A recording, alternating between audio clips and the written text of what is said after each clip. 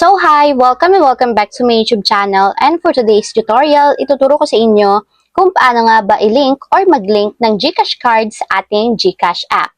But first, can you subscribe to my channel and don't forget to hit the subscribe button and the bell to notify you for my new updates. And once you learn more, just keep on watching and let's start. Ayan guys, for today's video, dumating na nga pala yung aking GCash card and ganito yung itsura niya guys.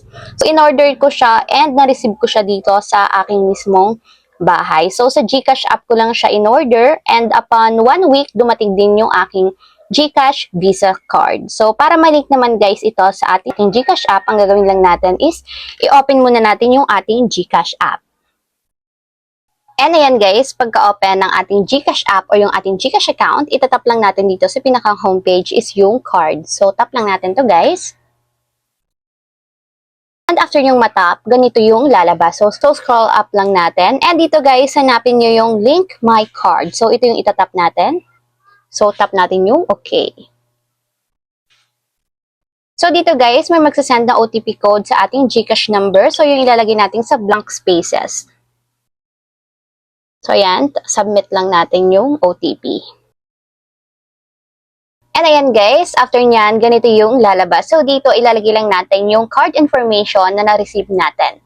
So ilagay nyo lang guys yung last 4 digits ng ating GCash Visa card. So makikita nyo yan sa likod ng inyong actual card. So lagay nyo lang yun guys. So last 4 digits.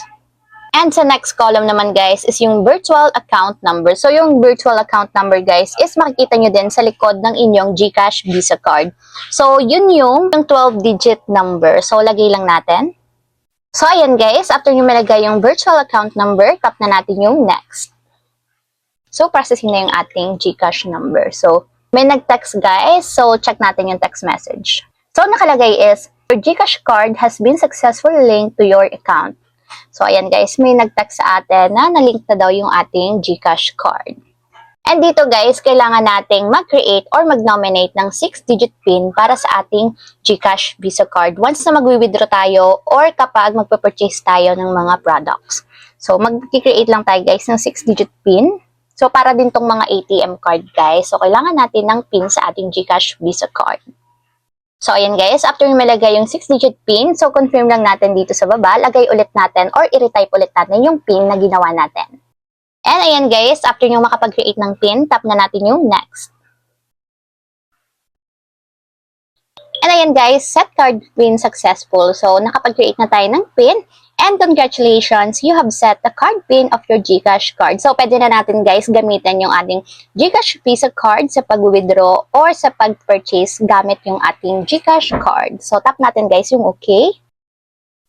And ayan lang guys, ganun lang kasimple kung paano nga ba mag-link ng GCash Visa card sa ating GCash app. If you have a question, can you comment down below and don't forget to hit the subscribe button and the bell to notify you for new updates.